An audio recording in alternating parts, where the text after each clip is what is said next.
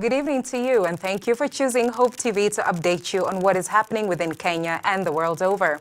We hope your weekend is going well so far. You are currently tuned in to Weekend News Watch, and my name is Joy Muchache. We'll be taking you through our top stories for the evening. Let's get started with some great news as the world's marathon record holder Eliud Kipchoge has once again won the Berlin Marathon, breaking the record as the first man in history to win the Berlin Marathon for the 5th time in a row. This Sunday, Kipchoge won the race after clocking 2 hours, 2 minutes and 42 seconds, with Kenyan Vincent Kipkemboi coming second, followed by Tadesse Tekele of Ethiopia at third place. Grace Ahati reports. Different race here in Berlin. World's best marathoner Eliud Kipchoge has once again broken the record and maintained his winning streak after winning the Berlin Marathon on Sunday, September 24th, clocking 2 hours, 2 minutes and 42 seconds. 40 the winning time. The world record not bothered today, but Kipchoge now becomes the first athlete to win the Berlin Marathon 5 times in a row and is also the current holder of the marathon world record, which he had set with a finish time of 2 hours, 1 minute and 9 seconds. Kipchoge first emerged the winner of the Berlin Marathon in 2015, followed by 2017, 2018, 2022 and the recent win in 2023. Few meters for Eliud Kipchoge. A different race here in Berlin for the first time. Before the race, Kipchoge said that his main goal was to win 3 consecutive Olympic gold medals and that he believes running in Berlin is the best way to prepare for this. Absolutely, yes. My mind is still actually thinking wise, still moving. The body actually still absorbing the trainings and racing. In the race on Sunday, fellow Kenyan Vincent Kipkemboi emerged second after clocking 2 hours, 3 minutes and 13 seconds in the marathon. He was followed closely by Tadesse Tekele from Ethiopia, who came third, clocking 2 hours, 3 minutes and 24 seconds, both of whom were rewarded. A bright future ahead, I would suggest, for young Vincent Kipkemboi. Ethiopian athlete Tigist Assefa, on the other hand, has broken the world record set by Kenyan Brigid Kosgei on the women's side, becoming a champion of the Berlin Marathon after clocking 2 hours, 11 minutes and 53 seconds. Assefa has broken Kosgei's previous record of 2 hours, 14 minutes and 4 seconds set in Chicago Marathon in 2019, with Kenyan Sheila Chepkirui taking the second place. And look at the clock! 2 hours, 11:52, unofficially. Following the exemplary performance in the marathon, President William Ruto, First Lady Rachel Ruto, former President Uhuru Kenyatta, opposition leader Raila Odinga, cabinet secretaries, various political leaders as well as Kenyans in general through social media have congratulated Kipchoge and the Kenyan athletes who won Kenya various medals in the race, saying they have flown the Kenyan flag incredibly high.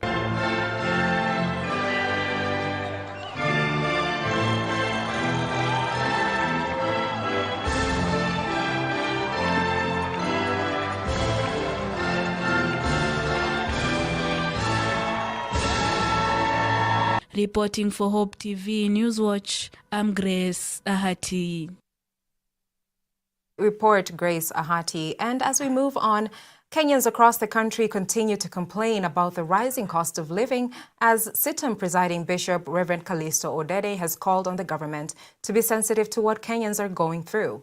According to the bishop, it is not wise for the government to tax Kenyans who are not benefiting directly. Our reporter Alice Diana spoke to a section of Eldoret residents in Uasin Gishu County about this issue. A section of Eldoret residents from Uasin Gishu County have expressed their frustration following the rising cost of living in the country. Sheila Korir, a student at Mount Kenya University, is among Kenyans who thought life would be better after President William Ruto took power. Sheila has, however, been forced to defer her studies due to the tough economy, and she is now working as a shopkeeper, a job she hopes will help her raise school fees so that she can return to school. School fees hakuna, so nimeona tu kuliko niende nyumbani wacha tu nika hustle kidogo tao, at least niekeweke kidogo hata mimi niongezee kwa school fees, rent pia, chakula ya. Cost of living sai Eldoret, it is not giving. Ku afford chakula imekuwa shida, hata unaona youth wa hii area wana idol, so unapata hata wizi imekuwa mingi. Kuna hata idols wamekuwa wengi sana, unapata wanaenda they are dealing with drugs. Yani kama wameona tu maisha imekuwa ngumu, there is no otherwise to do. Wycliffe Agesa, who works in the Juakali sector, says his job has now become more difficult compared to before, as the salary he earns is not enough to provide for his family due to the rising prices of essential commodities. Sasa tunaona maisha imekuwa ngumu sana, sasa hata tunashindwa tunaelekea wapi. Juu kama kitu hapo awali tulikuwa tunapewa 1000 hiyo, juu mshahara yetu haijawahi panda, haijawahi shuka, vile vile tu tulianza nao na ndivyo imebaki hivyo hivyo. Ilikuwa inatusaidia, unaweza lipa nyumba, unaweza ukiwa na familia unaweza mahitaji ya watoto kwa shule nini. Lakini sasa hivi imekuwa ngumu sana, haiwezekani. Hata watoto sasa hivi wanafukuzwa. Sisi wana jua kali tunateseka sana. Watoto sasa hivi wanakaa kwa milango. Juu ukisema ulipe school fees, itaonekana sasa hiyo watoto watakula kwa nyumba, watalala njaa. Agesa and Ibrahim Nyango, who works as a boda rider, says President William Ruto has failed to deliver on many promises he made to Kenyans during campaigns, including reducing the cost of living. Zile ahadi walitupea wakifanya campaign, tulikuwa na imani nao na tukawapa kura kabisa kwa imani, tukafikiria labda maisha itabadilika, lakini ndio imekuwa ngumu zaidi. Sasa ile ahadi zenye walitupea vijana wa hustlers nini, tuna benefit, hakuna chenye tuna benefit saizi. Saizi ukiona sasa watu kama boda sisi tumefinywa huko chini kabisa, hatuna mahali pa kupumulia saizi. Saizi maisha ni ngumu, venye waliongeza hiyo mafuta Ruto, nakwambia please, umetuangaiza bro. Venye ulikuwa unafanya siasa zako, ulikuwa unaanzia mtu wa boda, alafu unaenda mtu wa mama mboga, lakini saa hizi bottom up saa hizi bana inakuja juu, inatufinya huku chini sana. Hata kama serikali tuko ndani, umetufinya brother, ndugu yangu, punguza bana. Angalia watu wenye wako chini. Muzikuwa huko juu mnajiongezea mshahara. Sisi wengine hapa tunajitegemea tu. Boda ndo kila kitu kwetu. Sasa ukituletea ya stima, hata charging place ya Eldoret hakuna, hata wameinstall wapi mahali pa kucharge pikipiki. Na stima ndo hii tena wanasema wanapanda bei. Maisha bwana ni ngumu sahi. As Kenyans continue to grapple with the cost of living, CITAM presiding Bishop Callisto Odede has called on the government to be sensitive of the difficult situation Kenyans are facing before raising the prices of essential goods such as oil and taxing them more. The purchasing power of Kenyans has really gone down. And this has been attributed to lots of things. This has been attributed to economic recovery after COVID-19.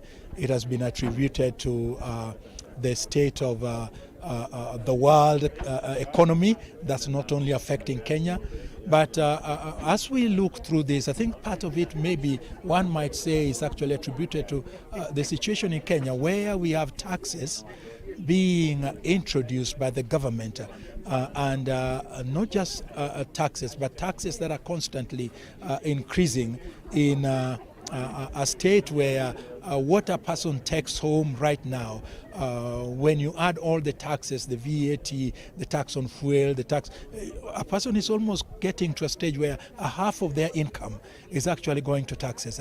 I think this is not something that we cannot change. We know the government may be hard pressed because of the debts that we are serving, but in spite of that, they need to be sensitive to the condition of the people. Because if we are not sensitive to the condition of the people, we are actually killing the donkey by overloading it. And so there needs to be sensitivity to what people are going through. Even as the cost of living seems to continue rising daily, residents of Eldoret, just like Kenyans across the country, are hoping that President William Ruto will be able to deal with the issue as soon as possible in his second year in office so that their lives may better. From Eldoret town in Uasin Gishu County, I'm Alice Diana. Thanks, Diana, for going out there and doing that report. And Prime Cabinet Secretary Musalia Mudavadi led a group of Kenya Kwanza leaders, including National Assembly Speaker Moses Wetangula, Trade Cabinet Secretary Moses Kuria, Majority Leaders Kimani Ichung'wah and Aaron Cheruiyot, among others, in a church Thanksgiving service in Shinyalu, Kakamega County. During the event, which was also attended by local leadership, Mudavadi asked Western Kenya residents to stop creating perceived leadership wrangles between him and Wetangula. Mudavadi instead asked Western Kenya counties to rally behind President William Ruto's administration as he seeks to deliver his manifesto and at the same time defend his presidential seat in 2027 general elections. Sisi sasa ni kuwahimiza. Tulikuwa mirengo mbalimbali. Hiyo tunakubali, your democratic right. But it comes a time when you have to choose self-interest plus against regional and community interests. Tumeona kule tunaenda. Na mumeambiwa vile mukienda hivi, pale munaweza kufika. You don't need rocket science to add 1 + 1 to make 2. Tutembee hivyo, kwa sababu hii serikali yenye muko mlichangia. Wala ambao wanazunguka wakisema mambo haeleweki, they will come back to their senses and join us. But moving we must, because we know where we are going and we know what is there. The Kenya Union of Post-Primary Education Teachers, known as KUPPET, is faulting the government for arbitrarily subjecting public servants to 2 different pension schemes against the law.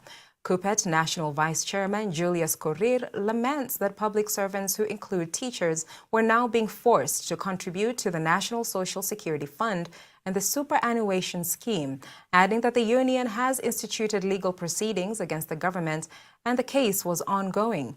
Korir was speaking at the Jaramogi Oginga Odinga University, Siaya Town campus during the Siaya Branch Annual General Meeting. Korir led the union members in demanding the immediate stoppage of NSSF deductions. In the budget for this financial year 2023-2024, there is a fund that is targeting groups. And I think the most organized group or groups in the county, whether it is in forms of union or cooperatives or SACCOs, I don't see any groups that are better organized than the teaching profession. Most of them don't meet regularly as you're meeting. Most of them don't give account, and that I mean the officials, they don't give account to their membership. And I know that in this meeting, the officials are going to give account of what they have done over the preceding period. But I just want to talk about, I have not concluded that point, that there is some money will put aside. And I'm willing to talk to both KUPPET and NAT and see how some of this money can flow into your organization. Issue of NSSF. We cannot have two covers. We cannot have two pension schemes in this country. And we are still fighting. What happened? We have gone to court. Tulienda continue tukafikiri tutapata orders, court order, we did not get. So bado hiyo kesi iko kotini because it is unfair.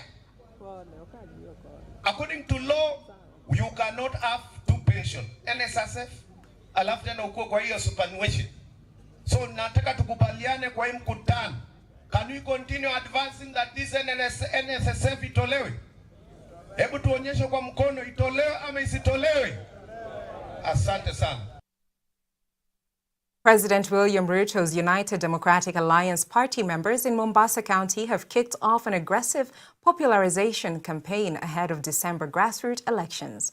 Speaking during a meeting in Junda Ward of Kisauni constituency with women grassroots leaders from different political affiliations, Mombasa UDA Interim Chair Kamisi Ali Kitaka said the massive grassroots activation campaign is aimed at popularizing the party and recruiting more members ahead of December grassroots elections across the country. He further said UDA party is determined to shore up its gains and also consolidate support in two key areas as it plots to retain power in 2027 polls. Tumeanzia hapa lakini tutaenda kwa kila sub county na kila wodi kuwaomba wananchi wafanye registration kwa wingi ili Mwenyezi Mungu akijalia 2027 tufikie 85%. Kwa sababu last election 2022 tulipata 44%. Na mimi na uhakika tukifanya registration kwa wingi 2027 tutapata 87% ambao kutakuwa hakuna wapinzani hapa Mombasa County. Itakuwa chama ni kimoja tu cha UDA ambao itakuwa na ushirikiano na wananchi wote. Hakuna kiongozi ambaye atapewa direct. Kwa hiyo tutaenda kwa uchaguzi ambao Mwenyezi Mungu akijalia utafanyika mwezi wa 11. Kwa hiyo hawa wananchi wetu wa Mombasa County lazima wafanye registration ya UDA ndio wanipigie kura kama chairman wa UDA Mombasa County.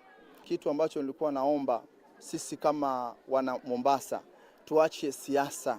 Saizi turudi kwa wananchi kuwafanyia maendeleo na wale viongozi ambao wamechaguliwa wote waeke siasa kando, turudi kuwasaidia wananchi mashinani. Siasa ziliisha. Iliyobaki ni kufanyia kazi wananchi. Na tuko hapa kwa sababu ya kufanyia kazi wananchi. Serikali ya Mheshimiwa William Samoei Ruto ni ya kuanzia bottom up na kuendeleza kupanda juu. Ndio maana leo tuko hapa na wakina mama ambao ni wa vyama tofauti tofauti, ambao wakina mama wenyewe ni kama 300 na vyama tofauti tofauti.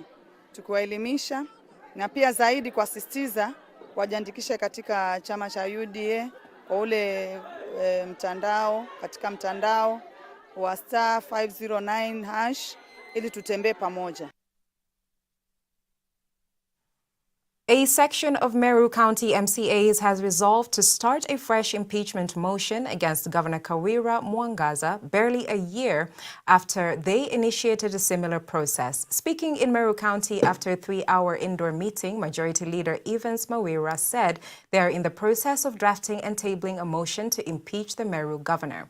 The UDA party MCAs said they intend to bring on board their counterparts from other political parties to support them in passing the impeachment motion. The MCAs said they had given the governor enough time to address the issues of Meru County, but at that time has not borne any fruits as there is not any development being witnessed in Meru County.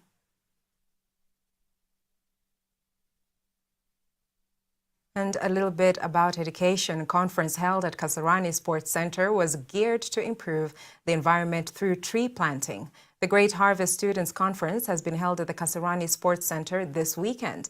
The event, initiated by Elimu Digital in a bid to reach the 15 billion forest cover by 2027, saw students from various schools plant 8,000 trees after Thanksgiving, and counseling services to the students were given.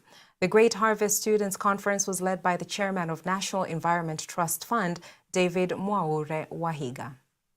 This matter of climate change, we have just finished the African Climate Change Summit. And people are coming to learn. Some have not fully understood, but over the years, mankind, humankind, we have interfered with environment, the way God created it. When God created the environment, you know, there was a balance to it.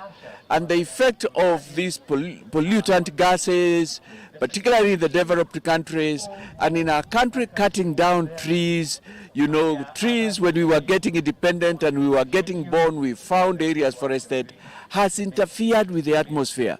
The rain patterns, the wind patterns, the food patterns, the agricultural patterns, and even commercial and business and employment patterns. You see, trees have got important vegetation, and trees can be fruit trees, they can be any trees. We thought of one major thing that can make a very big difference in students' life by sensitizing them about tree planting. Jane Mothiga, who is other director, mooted the whole idea and made it actually work out to what we have done today. So me being a teacher, I thought it was a very good idea, and I gave all the support that we needed to make this day successful. So that has been a very successful day, and I want to believe the students who have come from the various schools, it will go a long way sensitizing them about planting trees. Let's look at some sports as the KCB Chess Club proved their dominance in the National Chess League this weekend, producing wins against Kenyatta University Chess Club and Nairobi Chess Club in league games played at Daystar University. KCB Chess Club returned to the board on Sunday, playing against Nairobi Chess Club, registering a 4-0 victory. The victory came after KCB Chess Club returned from Germany. The team emerged as the best team in Africa and reached 21st place in the World Chess Rankings. My game was quite engaging. So in Germany, we had two teams representing Africa. That was the KCB Chess team. And we also had Team Africa that had players from different countries, Algeria, Egypt, South Africa, and so on. They were higher rated than us, so when we came to actually playing with them and managed to draw, that was a very big point for us. But we also played quite well because we started out at position 32 and we ended up at position 21. So we went up a couple of paces. So I think that was a big step for us. Thank you so much for choosing us to update you. We've come to the end of our bulletin for today, and a huge thank you to all those who made the broadcast possible. We wish you a blessed night ahead from here, us at Hope TV. My name is Joy Mochache.